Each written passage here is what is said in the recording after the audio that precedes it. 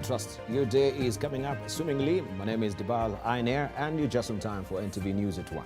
Chief Justice David Maraga says President Uhuru Kenyatta's administration is at risk of anarchy due to persistent disregard for the rule of law. The frustrated Chief Justice says that President Uhuru Kenyatta has been avoiding him in attempts to have a sit-down with the head of state to iron out differences on separation of powers. Maraga also says the judiciary is on the brink of total paralysis due to shortage of judges to preside over thousands of pending cases in court. Squarely blamed the head of state for frustrating operations at the judiciary. I have, for a long time now, unsuccessfully sought an appointment to discuss this issue with you, leaving me with no option but to raise the matter through this public statement. At the Employment and Labor Relations Court, which has only 12 judges throughout the Republic, against a case load of 13,197 as at 31st of March. It is important to clearly and categorically state that this shortage of judges and the near paralysis of court operations has been caused by the President's refusal to swear in the 41 judges recommended by the Judicial Service Commission in July 2019 for appointment to the Court of Appeal, the Environment and Land Court, and the Employment and Labor Relations Court. The President has persisted in this refusal despite orders in 2 cases requiring him to swear those judges within 14 days. National Assembly Majority Whip Emmanuel Wangwe is addressing the media over their petition seeking to remove the House Majority Leader Eden Duale. This comes after a meeting of the Jubilee members of the National Assembly that was scheduled to take place this afternoon at the party headquarters was cancelled, and the matter referred to Jubilee party leader. You don't have to say the grounds now. They are in the petition. Which are? No. Sawa.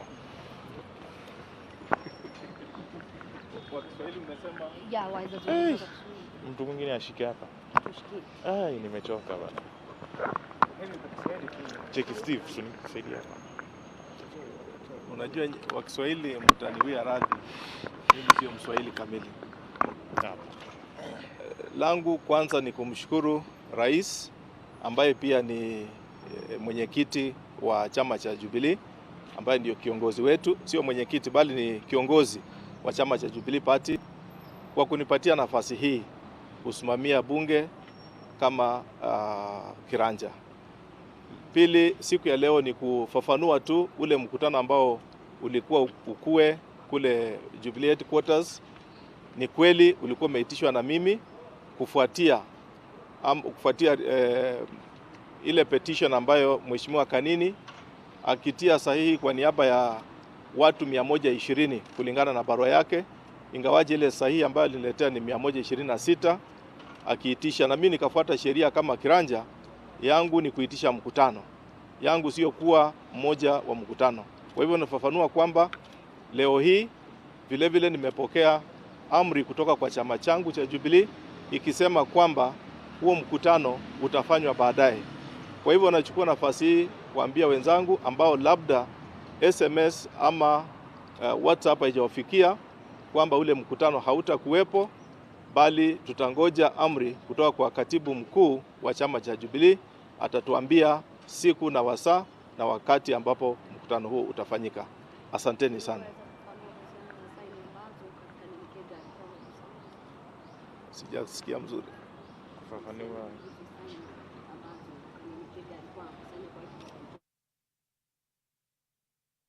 Right, we got the tail end of it, and of course our reporter Vincent Odor is on the ground and is actually on top of it. He'll be giving us a more comprehensive report much later in the course of the day. Now, at least 81 healthcare workers across the country have tested positive of COVID-19. This is according to the Kenya Medical Practitioners and Dentist Union, which says that 60% of infections are workplace-related from quarantine sites and contact with COVID-19 patients. KMPDU warns the government to increase the provision of adequate and quality personal protective equipment for frontline workers. The union is also advocating for an increase of healthcare workers to help contain the situation and increase the level of preparedness per county. Our counties are not yet prepared to handle a surge in cases. We anticipate that in the next few days we shall actually hit the 200 mark, going by how the figures have been going. So that means that for this month, we are likely to see an exponential increase in cases. That said, we actually welcome even the decision to hold a summit between the two levels of government to ensure that the directive to set up 300-bed isolation facilities in each county is achieved. With that, we equally as KMPDU state that the infrastructure setup is important, but more important is the human resource function and the human resources required to run these facilities. If these facilities are set up in our current scenario, where the healthcare workers are in their current numbers, they are not yet enough, then we will still not be able to achieve the desired outcome.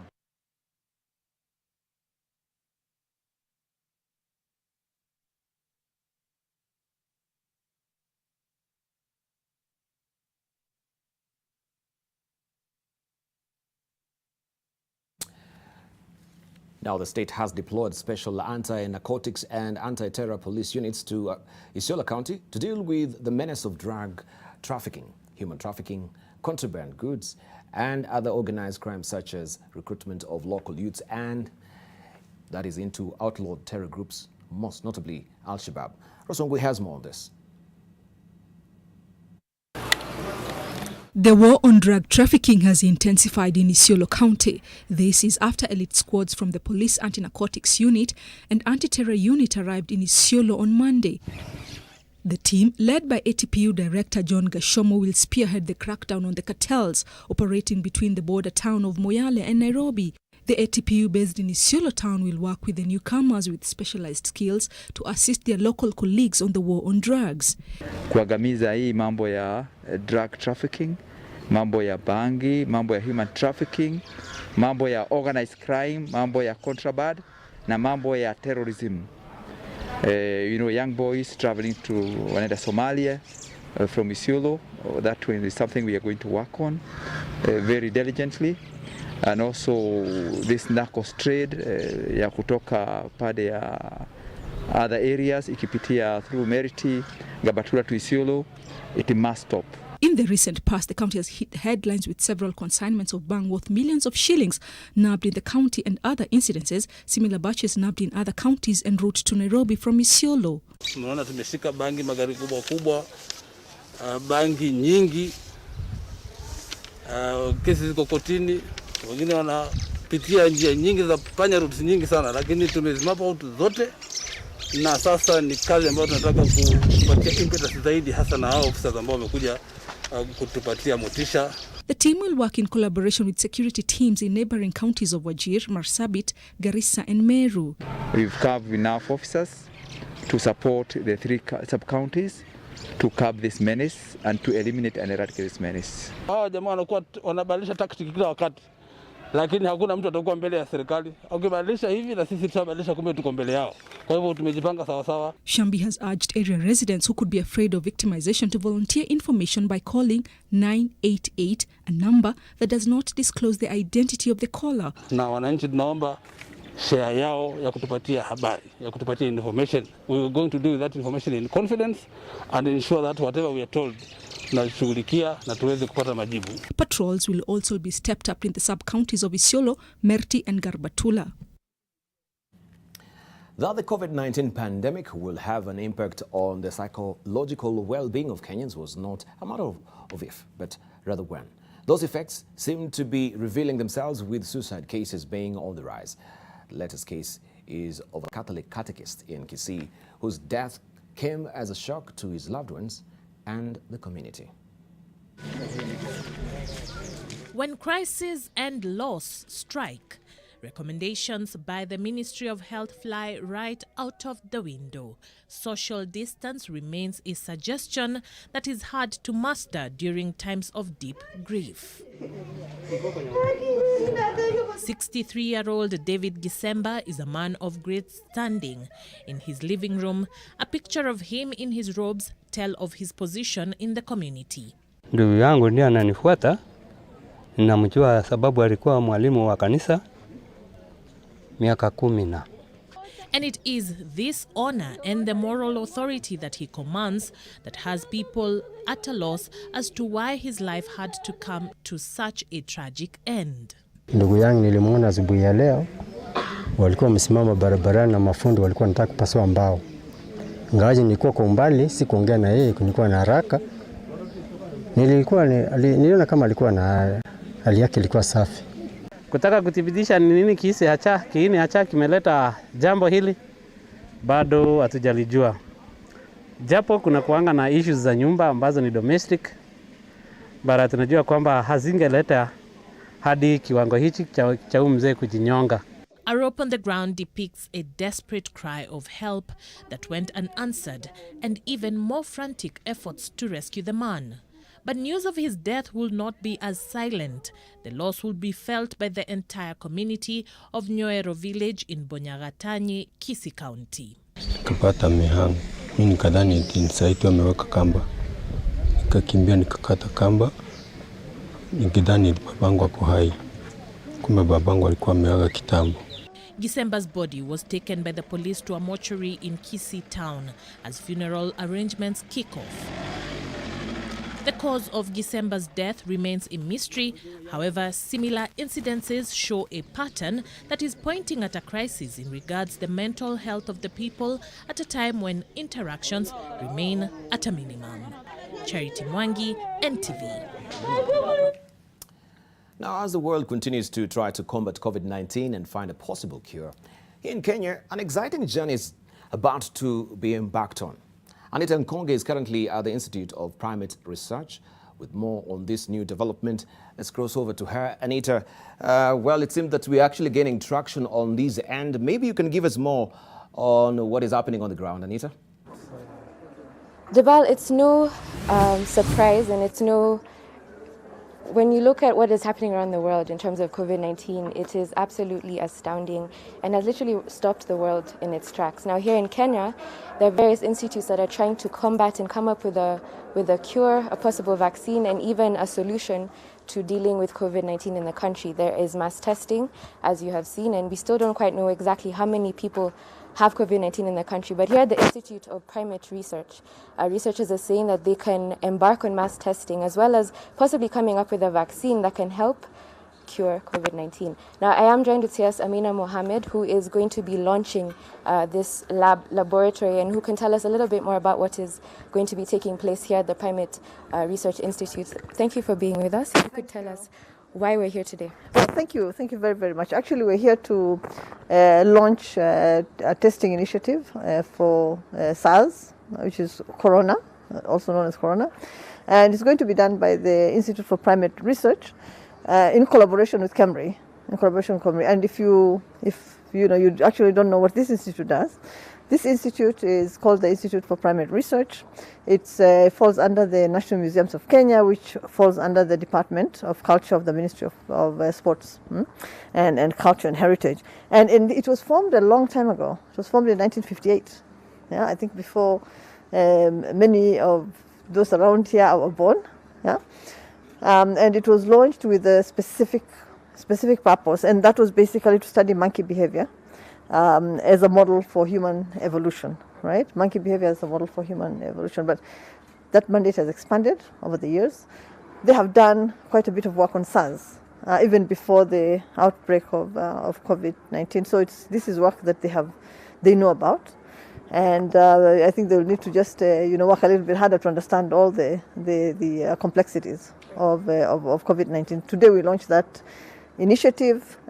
They will start doing mass testing in a little while, not immediately, but in a little while. And they have informed me that they'll do about 300 tests per day to just make sure that we actually understand how many of us are either infected or were infected and have antibodies. Yeah, and I think that's amazing work that they will be doing, because what it will do is it will actually tell us what the status is, in the country, give us a clearer picture of where we actually stand, how many of us have been infected, maybe had a mild version, have antibodies, but did not develop either full-blown or did not, So basically that's what they'll be doing. I think that the reason we're here actually is because His Excellency the President, knowing the importance of what this institute does, gave support for the institute to do the testing that they will be starting to do.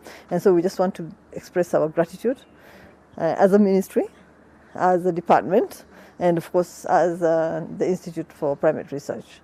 And we're looking forward obviously to working very, very closely with other institutions that are doing this kind of work. Okay. All right, thank you very much. Well, there you have it. Here at the Primate Research Institute, they also have been testing on 4 various other coronaviruses, so this is nothing new to them, but a very exciting journey to embark on. Now, we're about to go take a tour of the laboratories. I'll be sure to show you more in our subsequent bulletins, but for now, back to you, Deba. Right, many thanks indeed, Anita, there. Of course, a good salutary effort from the government. So we pray that, yes, we embark on this journey, we get a cure, and of course, that will be a good thing for this country and the economy. Right, time for me to select my thirst, as always. And then when we circle back, we'll get back with more. Don't go away.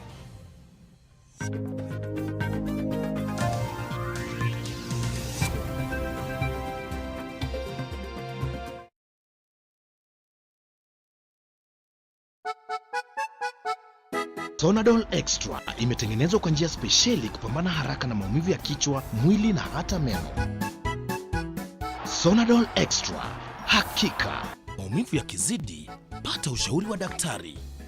As we battle COVID-19 and adjust to life's new normal, the University of Nairobi encourages you to pursue your career development goals. Applications are ongoing for the June and September 2020 programs for diploma, bachelor's, master's and PhDs in all our campuses with online classes available.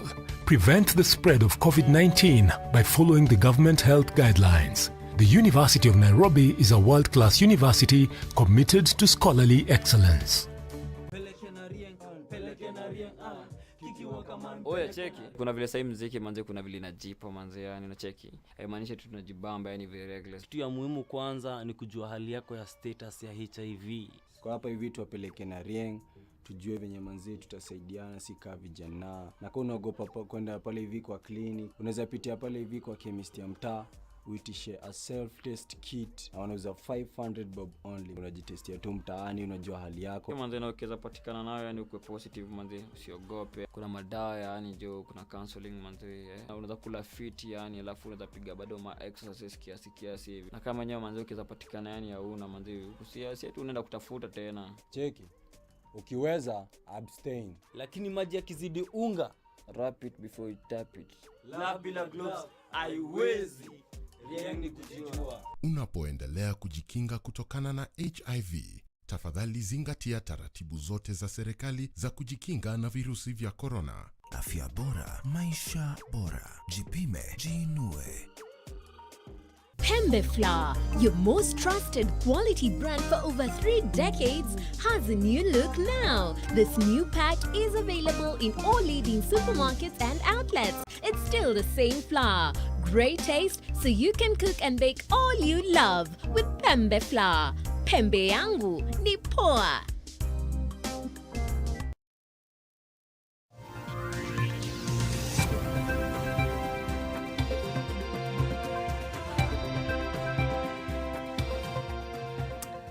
Welcome back. And as the country grapples to get a cure of COVID-19, the first COVID-19 case has been recorded in Makueni County after a 35-year-old man who works at Konza Techno City tested positive. Ruth Munyi has more. This is a scenario in Makueni County. The county government not taking any chances in the fight against COVID-19. The fumigation process is underway after it recorded the first COVID-19 case on Sunday from Malili town. We are now on course for identifying all the contacts for quarantine. We are going to take all the people who are contacts to our quarantine center in Makindu. According to the health CC, the patient is asymptomatic and will be put in quarantine. We are asking the residents of Makueni not to panic. We are doing everything within our disposal, as the minister has said, to fumigate Malili market and the environs. And we ask our residents to follow all the government protocols, to stay safe, to wash hands, to sanitize, keep social distance. The county government authorities are urging residents not to panic and follow government directives in the fight against COVID-19. Ruth Munyi, NTV.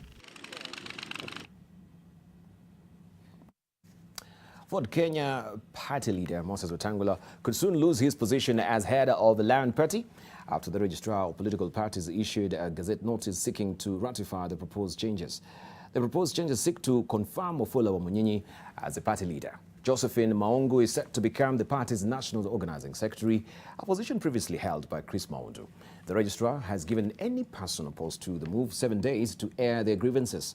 If no objection is brought forward, which is highly unlikely, it will put the final nail in the coffin of Senator Moses Wetangula as far as the leadership of the party is concerned.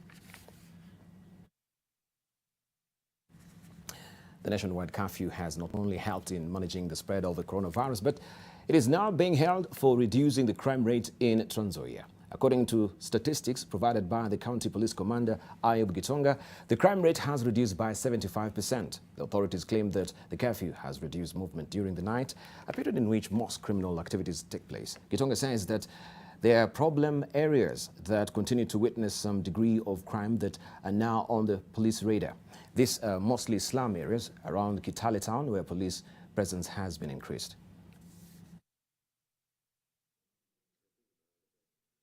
Ukiangalia mwezi wa Februari tulikuwa na visa za uvunjaji wa sheria, general crimes 183 katika jimbo hili. Katika mwezi wa March ambapo ndipo sasa tarehe 28 ndipo tulipokuja kupata huo mwezi peke yake tulikuwa tumerecord visa 124. Lakini sasa kutokea hapo wakati tulitangaza hizi amri na kuweka mikakati hizi sheria hizi visa vyote viliweza kushuka mpaka mwezi wa April tuliweza kurecord visa 45 peke yake. The National Drought Management Authority has distributed food aid worth 12.5 million shillings to vulnerable families in West Pokot County to cushion residents from hunger in the wake of COVID-19 pandemic and floods. Hundreds of needy families from 20 sub-counties are set to benefit from the first phase of food distribution from the National Drought Management Authority, courtesy of the Italian Corporation. Farmers and residents living along the River Suwam in West Pokot County are counting huge losses as hunger looms after the crops and property were destroyed by floods. Principal Secretary for Arid and Semi-Arid Lands, Mika Pawan, said that the government is committed to ensuring victims of floods and landslides get help. Coming just beginning of March. Now that it is here, and I don't know how long it will stay, we need support. Na in total, tuko na 2,000 bags of maize, 380 bags of beans, na mengine ambayo tuta hand over kwa county government ili wasambaze kwa wale ambao wanahitaji chakula kwa sababu ya floods. Pia tumekuwa na shida ya COVID-19, so tulipata hiyo distribution list which we already have, how it will be distributed. Agriculture, Livestock, Fisheries and Cooperatives Cabinet Secretary Peter Munya says improvements to coffee factories will be implemented incrementally, beginning with the Eastern Belt, which produces 75% of the coffee grown in Kenya and will be extended to the Western Belt in September. The government has allocated 1.5 billion shillings to the enterprise as part of its revival plan for the coffee sector, which has faced strong headwinds and most recently from the COVID-19 pandemic adversely affecting exports. Munya has therefore called on farmers to take full advantage of a Sherry advance levy, which he says will cushion the farmers in the period between delivery and sale of the produce, with 2.7 billion shillings available. Munya says that coffee farmers are entitled to 40% of the value of sherries they deliver per kilo. Machakos Deputy Governor Francis Maliti, on his part, called on coffee cooperatives and societies to exercise transparency in their dealings if the country is to reap the full benefits of coffee growing. Mashinda ni mingi, na ndivyo tuwaeleza, mashinda ni mingi. Mashinda kwa kilimo ni mingi. Serikali iweze kusaidia kwa kila kitu. Kwa serikali pia inapata pesa kutoka wapi? Si ni kweli, ni tax yetu. One of the single most critical factor that affects the competitiveness of a cooperative society is leadership and governance. Uongozi. Not even resources. I'm sure when they raise up Bwana CS, they might talk about resources, but most critical ni uongozi. Thousands of Kibuye market traders this morning woke up to losses after the county government of Kisumu demolished their structures. The traders claimed that they were not given any notice by the county government of Kisumu before the demolitions on the famous market. Many decried their inability to pay for loans they had taken to put up their businesses, and the current coronavirus pandemic has created a tough business environment. Kama soko inatengenezwa na watu wanatumia hiyo soko, tunafaa tupewe notice. Chenye government ilifanya ni markation. Walimark few houses. Nyumba yangu haikupewa notice, haikuwekwa any mark. Umemaliza kazi, umeenda nyumbani. First wameka curfew. Uwezi rudi atupigiwe simu, uwezi rudi kurescue vitu zako because utashikwa. So tulikuwa tunaomba waaje wakuje tu mchana saa hizi, sisi hatuna vita nao, development tunataka. Wakuje waweke markation kwa manyumba zile wanataka kubomoa. Tujue hii nyumba inaenda, tutoe vitu yetu kwa njia mzuri ili tusitoe usiku.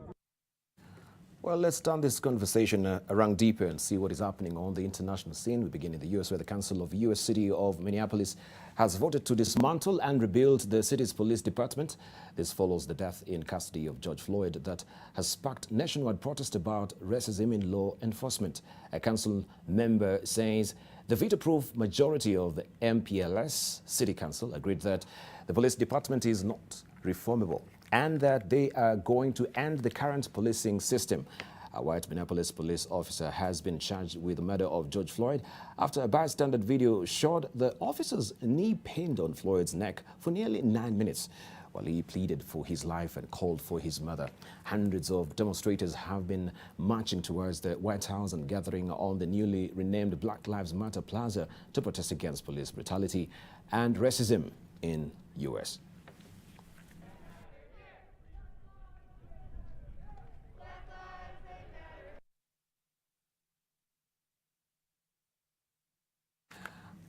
We turn the crack now to sports, where in the Bundesliga's Schalke 04 equaled a club record by going 12 consecutive league matches without a win as they rescued a 1-1 draw at Union Berlin on Sunday. The Royal Blues, who were battling for a Champions League spot midway through the season, stayed in 10th place on 38 points.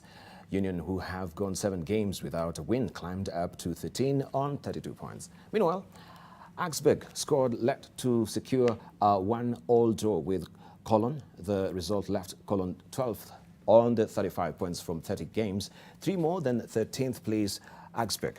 Bayern Munich top on 70 points, 7 ahead of second place Borussia Dortmund with 4 games remaining.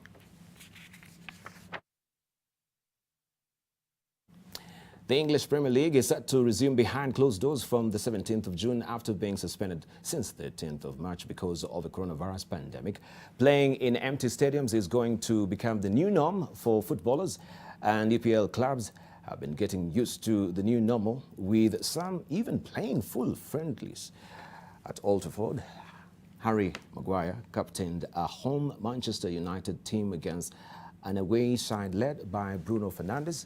Rather than an inter-squad match, Arsenal went one step further and welcomed championship strugglers Charlton to Emirates Stadium. The EPL resumes in 9 days' time, with Aston Villa hosting Sheffield United and Manchester United welcoming Arsenal.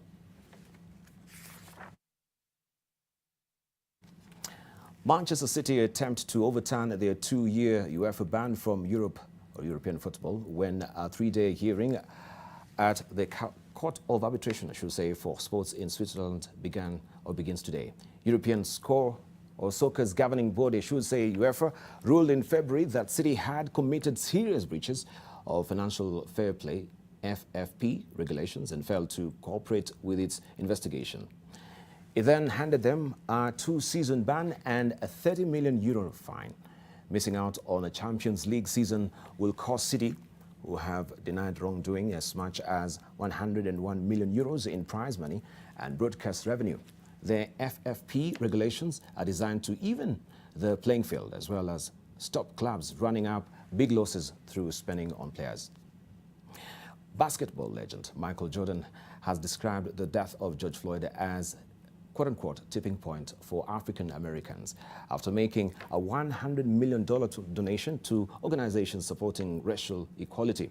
Jordan told the Charlotte Observer that, quote-unquote, "We have been beaten down as African Americans for so many years. It sucks, you saw. You can't accept it anymore. This is a tipping point. We need to make a stand. We've got to be better as a society regarding race." The 6-time NBA champion and his Nike-backed Jordan brand have pledged to donate their funds during the next 10 years to organizations engaged in the fight for racial equality, social justice, and greater access to education. That's how the cookie crumbles. Thank you for your valued company. I am Dibala now.